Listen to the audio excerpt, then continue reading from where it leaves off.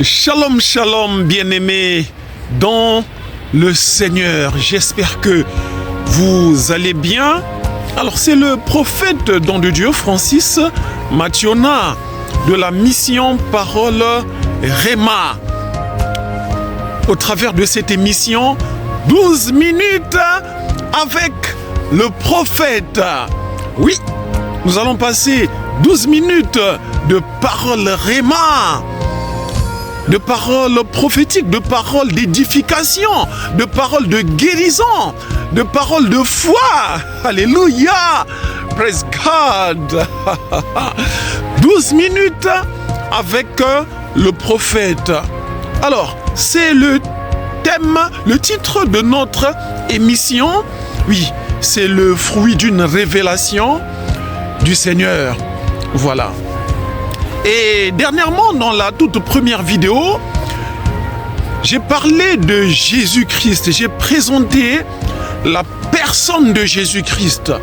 Et par extension, son nom qui est au-dessus de tous les autres noms. Le nom de Jésus sauve. Le nom de Jésus guérit. Le nom de Jésus délivre. Le nom de Jésus bénit. Le nom de Jésus restaure. Le nom de Jésus ressuscite les morts. Le nom de Jésus, c'est sa personne ainsi nominée. C'est tout ce dont tu as besoin. Si tu n'as pas encore donné ta vie à Jésus-Christ, alors tu peux le faire maintenant même. C'est très simple. Dis simplement que Seigneur Jésus, je te demande pardon pour tous mes péchés commis de ma naissance jusqu'à présent. Seigneur Jésus, pardonne-moi. Seigneur Jésus, viens en moi. Vis en moi maintenant. Oh, je t'accepte comme le Fils de Dieu. Je t'accepte comme le Sauveur. Sauve mon âme et inscris mon nom dans ton livre de vie. Je te confie ma vie. Une prière allant dans ce sens-là. Et quelque chose va se passer dans ta vie. Tu vas ressentir la paix. Tu vas recevoir la vie éternelle. La guérison viendra. La délivrance viendra.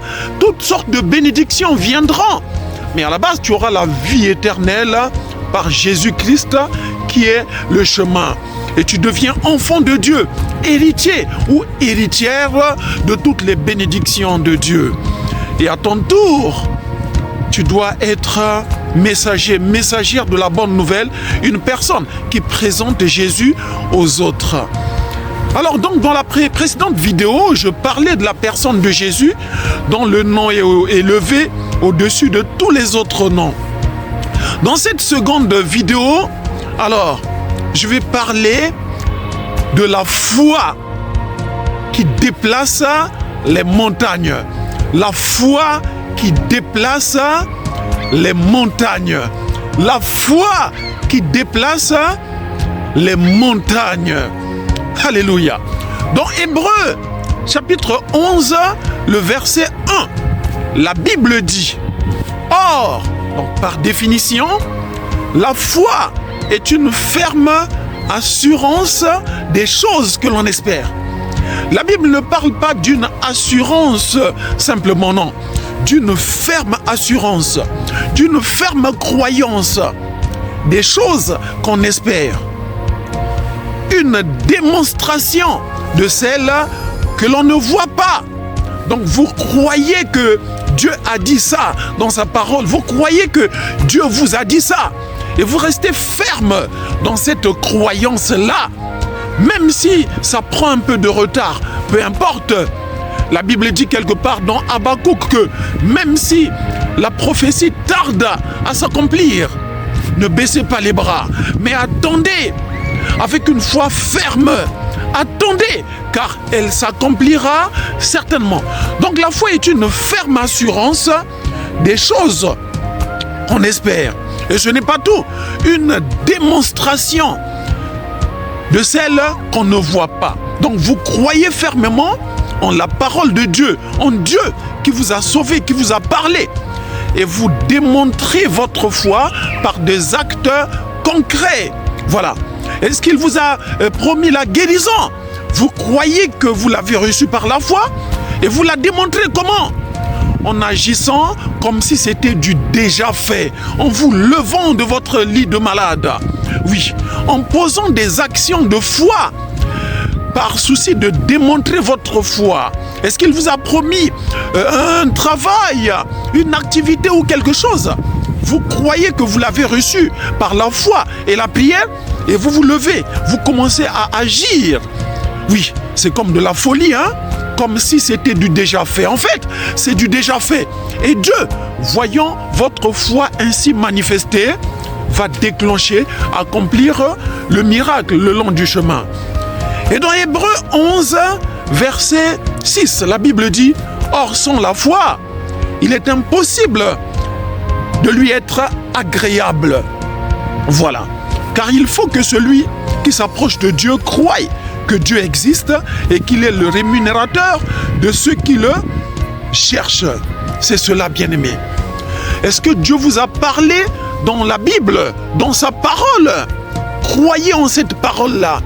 Dieu est fidèle à sa parole. Croyez en cette parole-là.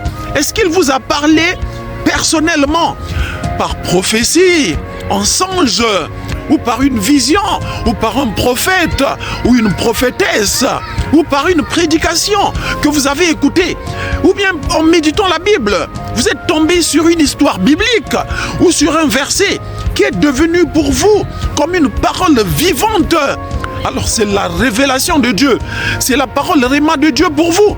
Croyez en cela, confessez cette parole-là et commencez à la démontrer, à agir en conséquence, et vous verrez le miracle de Dieu. Dans Marc chapitre 11, le verset 23, la Bible dit ceci. C'est Jésus qui parlait à ses disciples et qui continue de nous parler aujourd'hui. Je vous le dis en vérité, alléluia, si quelqu'un dit à cette montagne-là, à côté de lui, il y avait une montagne. Comme ici, là, à côté de moi, il y a la montagne du Parlement à Ottawa, ici au Canada. Il dit, si quelqu'un dit à cette montagne, à côté, c'est la merveilleuse ville de Gatineau, si quelqu'un dit à cette montagne, mais la montagne là, c'est la maladie par exemple, c'est le défi que vous avez en face. C'est cette difficulté-là qui représente la montagne. Quel est le défi que vous avez en face? Quel est ce Goliath-là qui vous effraie, qui vous trouble, qui vous tourmente? Oui, qui défie votre foi. C'est une montagne. Mais l'heure est venue où elle doit se déplacer au nom de Jésus. Car montagne, qui es-tu? Devant ce Fils de Dieu, devant cette fille de Dieu, tu seras aplani au nom de Jésus. Alors il dit, je vous le dis en vérité, si quelqu'un dit à cette montagne, ôte-toi de là et jette-toi dans la mer. Ah, Jésus vous dit, parlez à cette situation-là, parlez à cette difficulté-là, parlez à ce dossier-là. Oui, et ce dossier-là sera accepté, approuvé, signé, et vous aurez un retour positif. Oui. Si quelqu'un dit à cette montagne, ôte-toi de là et jette-toi dans la mer. Et s'il ne doute point dans son cœur, ah, c'est la condition. Vous avez parlé à ces situations-là.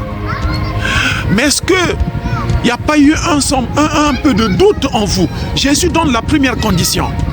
C'est parler avec foi à la situation, à la maladie, au démon, à la difficulté, au chômage, à la pauvreté, à toutes sortes de situations inconfortables au nom de Jésus.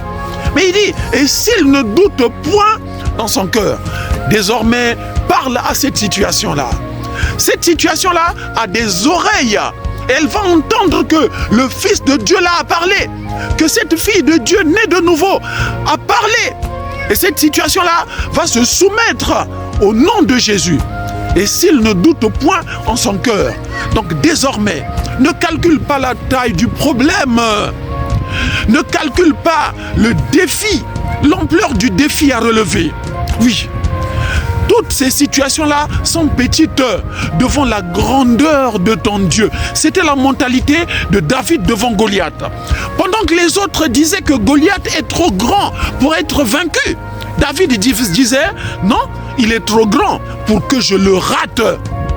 Oui, mais il est trop petit devant mon Dieu qui est l'Éternel des armées. Mesure cette difficulté, cette situation-là, à la taille costaud de ton Dieu. Cette situation est trop petite. Ce défi-là est trop mince devant ton Dieu qui est l'Éternel des armées, devant le nom de Jésus. Et s'il ne doute point dans son cœur, mais croit que ce qu'il dit arrive, alors il le verra s'accomplir.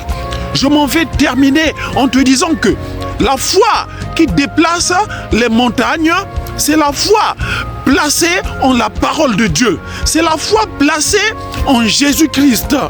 Et même quand la situation se présente, défie ton intelligence, défie ta logique, défie ton compte bancaire, défie tes moyens, bien-aimé, pense à la grandeur de ton Dieu qui a des possibilités illimitées. Pense à ton Dieu à qui appartiennent l'or et l'argent. Pense à ton Dieu dont le nom est l'Éternel.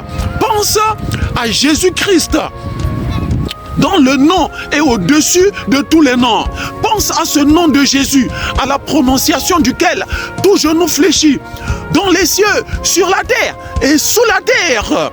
Maintenant, que toute montagne qui était devant toi, que tout Goliath qui était là, que tout hôtel de famille qui t'attaquait, qui te réclamait, qui défiait ta vie, soit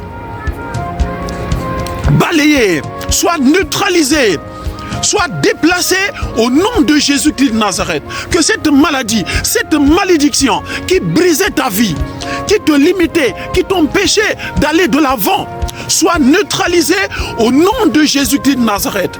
Que ces mauvais esprits qui terrorisaient ta vie, qui venaient de ta famille, de ton lieu de travail, de là où tu habites, qui t'effrayaient, qui te bloquaient, soient chassés maintenant au nom de Jésus-Christ de Nazareth. Garde la foi. Crois en Jésus-Christ, crois en sa parole. N'aie plus peur. Le lion de Juda, le Seigneur Jésus-Christ de Nazareth lui-même marche à tes côtés.